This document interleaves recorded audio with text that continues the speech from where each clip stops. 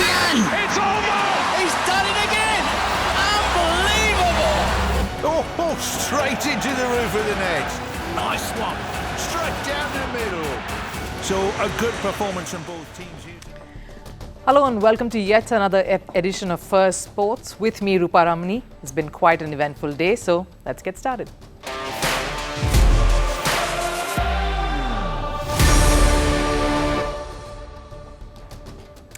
Right, on the show today, the Virat Kohli Sam Konstas saga continues. The Australian media does its best to insult Virat Kohli. Indian commentators are enraged by Aussie double standards. We get you all the drama along the sidelines of what's been a fiery boxing test. The memes too are coming in thick and fast. On one hand is a very aggressive former Indian captain who's in the middle of a raging storm. On the other, a sedate current captain with individual single-digit scores who is getting trolled. And we bring you how Boxing Day has caught the fancy of the social media internet. Over in football, another iconic figure seems to be disintegrating. Manchester City succumbed to a draw, but the manager Pep Guardiola seems to have completed the cycle of grief. From anguish, anger to now, is it delusional? Stay on for my take on this Guardiola slump. And we have something from chess for you too. Picture this: Gukesh Domaraju versus another Indian in the next World Championship final. How amazing would that be to really cement India's dominance as chess superpower? That could happen, but it all rides on how the two top Indian contenders will fare at the Rapid and Blitz chess tournament. But first, let's take a look at the headlines on Sports 360.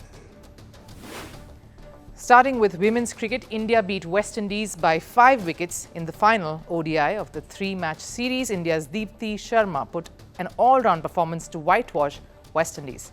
While bowling, Deepti picked up 6 wickets and also put in a cameo, an unbeaten cameo of 39 to carry India home. Over in football, Manchester United suffered their third successive defeat. The Red Devils lost their Premier League match against Wolves 2-0. United were reduced to 10 men after Bruno Fernandes was handed a red card in the 47th minute, and Wolves made the most of it. Meanwhile, Liverpool continued their impressive run with a 3-1 win over Leicester City in the Premier League. Despite trailing 1-0 right before the first half, Cody Gakpo brought Liverpool back into the game. Mohamed Salah sealed Liverpool's win with an 82nd minute goal. With this win, table toppers Liverpool have extended their lead to 7. Moving to tennis, former world number 1 Simona Halep has pulled out of Australian Open qualifiers. The 2-time Grand Slam champion will delay her 2025 season due to injury. Halep was vouching to return to the courts after facing a 9-month ban for doping offences. And summing it up with news from the NFL, the National Football League's debut on Netflix turned out to be a grand affair. The doubleheader became the most streamed games on the OTT platform. Kansas City Chiefs Petersburg Steelers match saw over 24.1 million viewers, while Baltimore Ravens and Houston Texans game averaged 24.3 million viewers. The halftime show, headlined by Beyoncé, was watched by over 27 million people.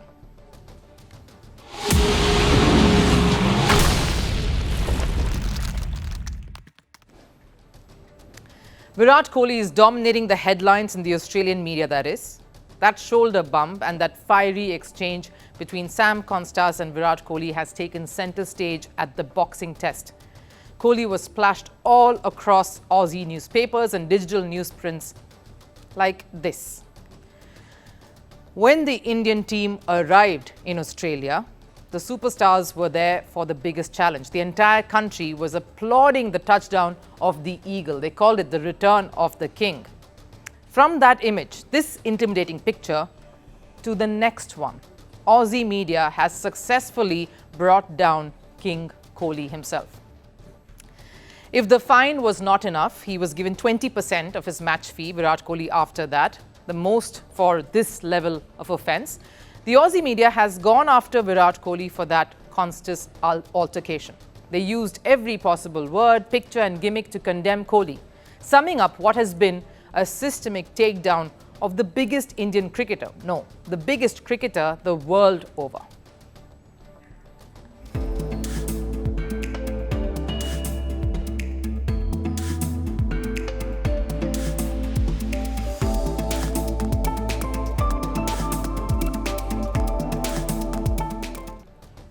Now let's be a little objective here. For any of us who's covered cricket for a long while, you know Australian media doesn't mince its words.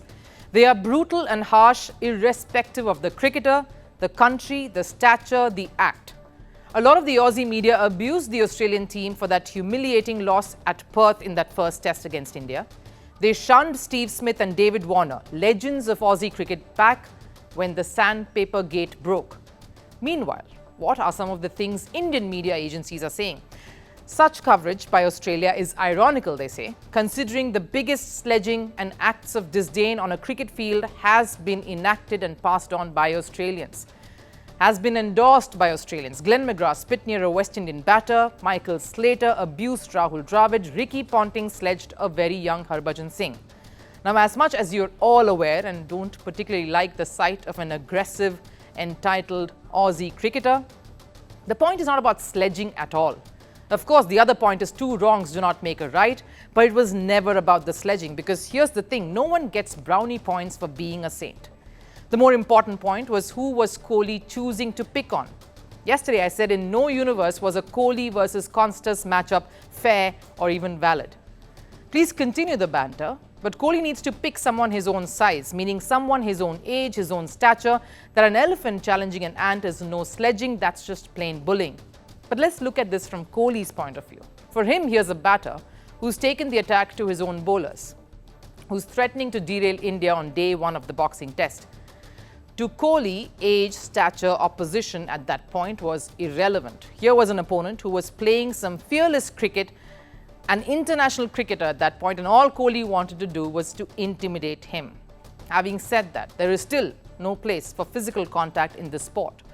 But we are particularly speaking today about Aussies trying to pull down Kohli for that act. The same Aussie media who uses Kohli as a currency to sell its papers, to sell its stories, that is what a large section of the Indian commentators that are raging about.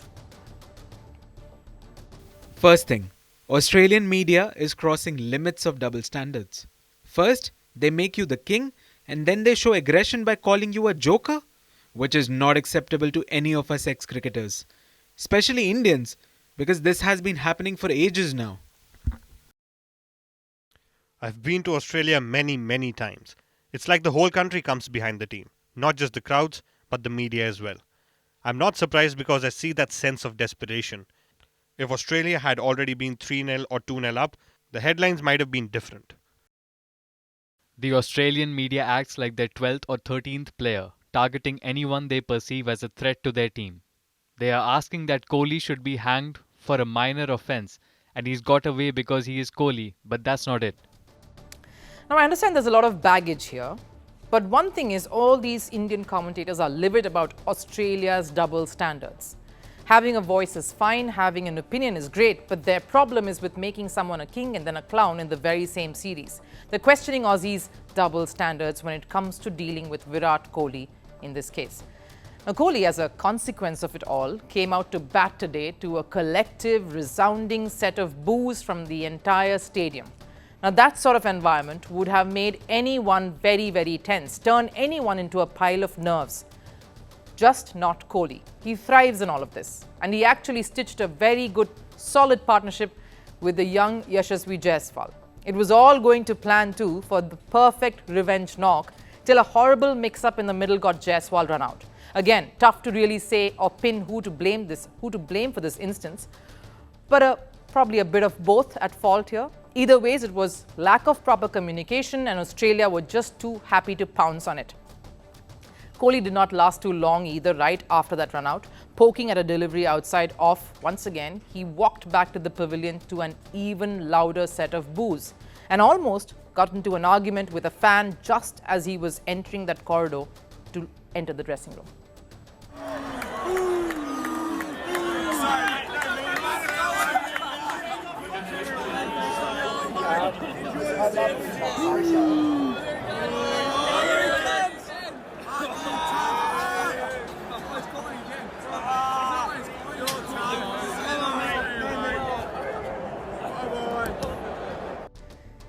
Virat still ready for that fight there, but of course, thankfully, that did not snowball into something bigger and evaporated rather quickly. Now, Virat Kohli is a complex character. It's great to have someone like him in your side just when you want to get pepped up, motivated, all pumped up for a game. Like he was doing right at the start of the day too, when he was gathering all the team around and giving them a motivational talk. But at the same time, there are moments when his anger, his aggression ends up becoming the face and image of the entire team. And that's why it's nice to have a foil, a counterfoil in someone like Rohit Sharma as skipper to keep that balance. But will India be able to maintain that sense of balance after that third session, which clearly went the Aussie way, is what we'll have to see. Manchester City's winless slump extended after their draw against Everton. The clash at the Etihad Stadium ended up being a one-all stalemate, which while Manchester City's Bernardo Silva drew the first blood, it didn't take long for Everton to equalize. Man City still had the biggest chance to seal the match in the second half through a penalty. But their forward, Erling Haaland, failed to convert that opportunity into goal, simply re-emphasizing what we already know, which is a disastrous run Man City is currently in. And even after failing to win against a struggling Everton, the Premier champion manager was full of praises for his team. We had a team that defended really, really well. They are the masters of defending and transitioning. I'm really, really pleased with the performance we have done. I liked everything, absolutely everything about the performance. Let's be honest, that was a poor game, a game Manchester City should have won. With this, Guardiola seems to have now completed the cycle of grief. Hear me out.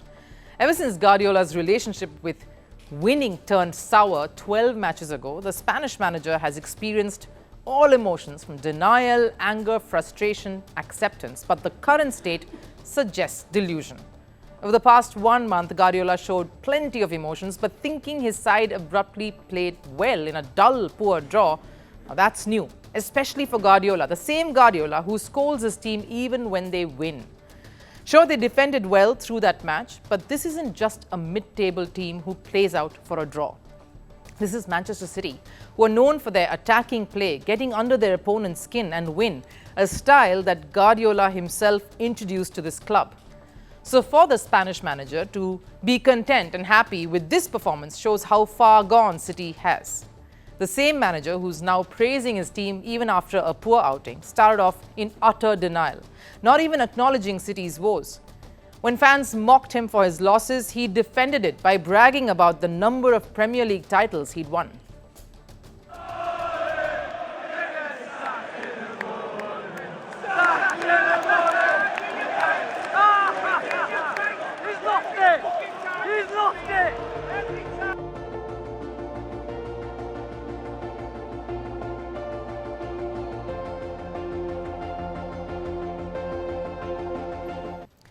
The taunts never stopped even after that, but Guardiola moved on to the blame game, claiming his team was losing because of the absence of star players like Rodri, or blaming it on the injuries Manchester City was having. That blame game soon turned into anger, or should we say, self-inflicting pain.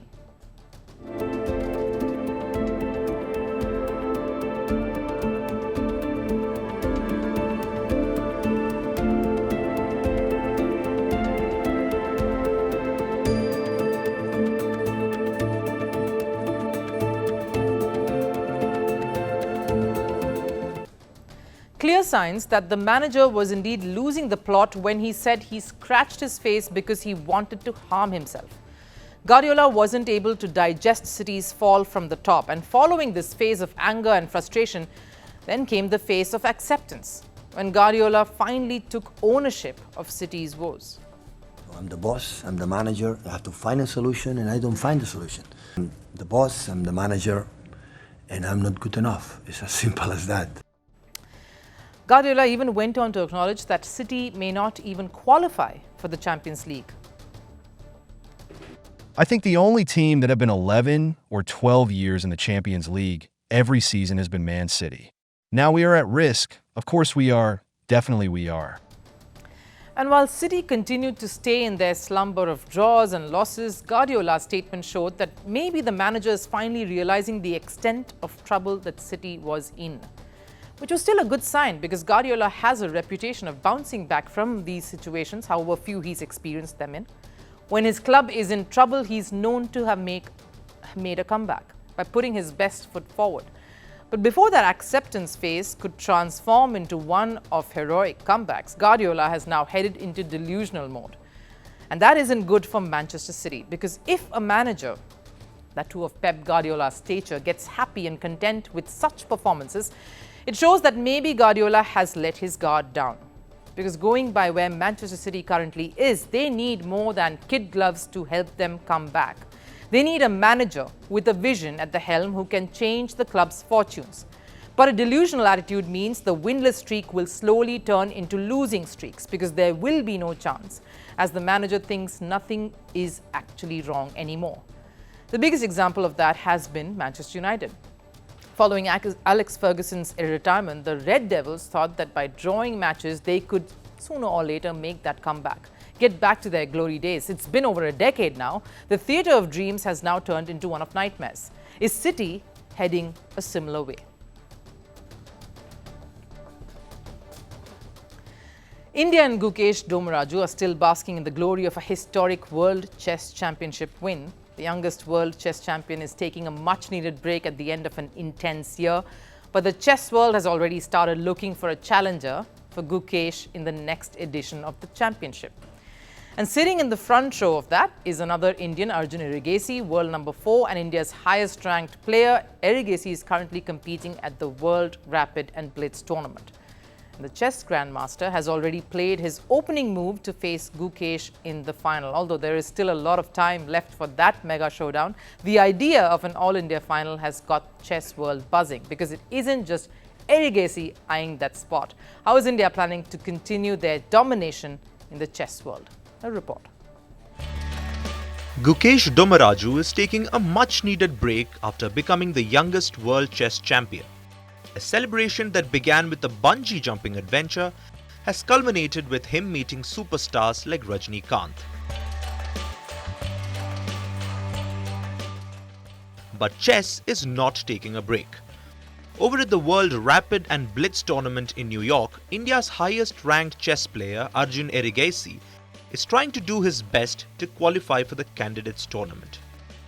On day 1, Erigaisi started his campaign with 4 wins and just 1 loss against world number 36 Samuel Sevian, and he is in the 5th spot where 11 players share the same points. An impressive list that includes the likes of Hikaru Nakamura, Nodirbek Abdusattorov and Anish Giri. While the rest of the players are playing for victory in the Rapid and Blitz tournament, for Erigaisi there is an additional prize at stake. He is currently placed 2nd on the FIDE circuit leaderboard. Leading that is America's Fabiano Caruana by 6 points. Whoever tops the FIDE circuit standings after this tournament will directly qualify for the candidates.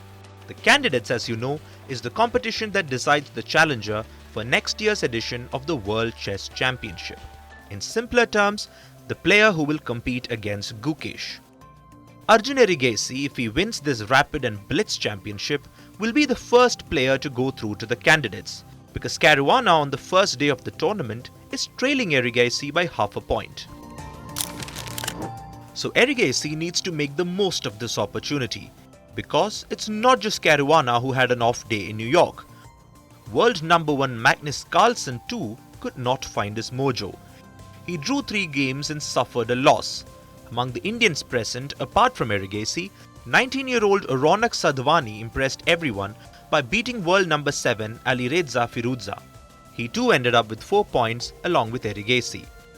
Another Indian challenger, R. Praggnanandhaa, had a rather slow start, but with 8 more rounds to go, things are bound to get more interesting.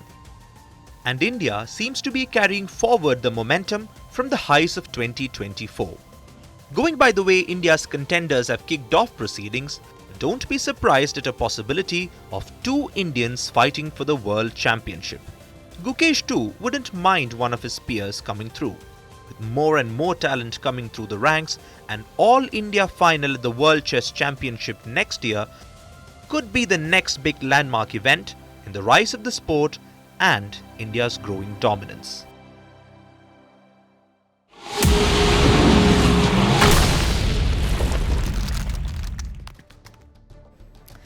India's Boxing Day test versus Australia in Melbourne has been seeing both the teams trade punches, especially with a spot in the World Test Championship final at stake.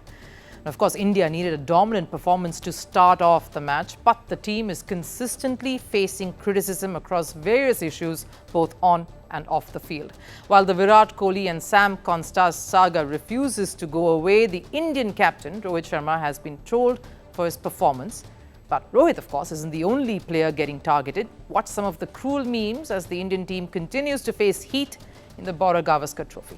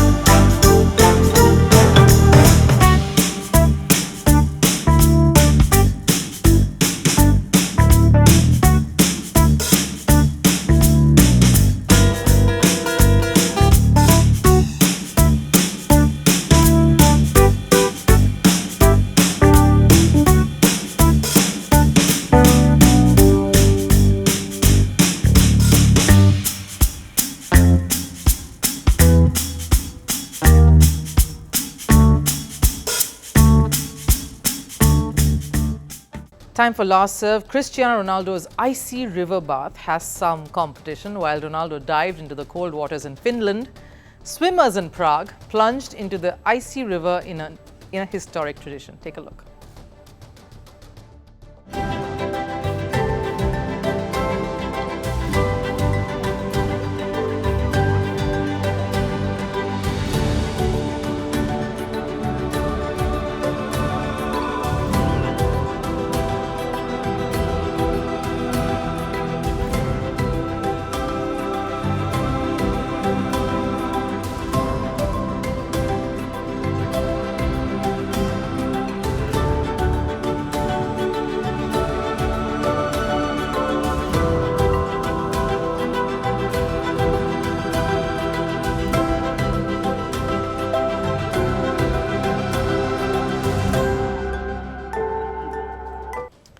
That's some gritty challenge there and guts to really carry that through. But that wraps up First Sports here today. I'll of course see you after this weekend.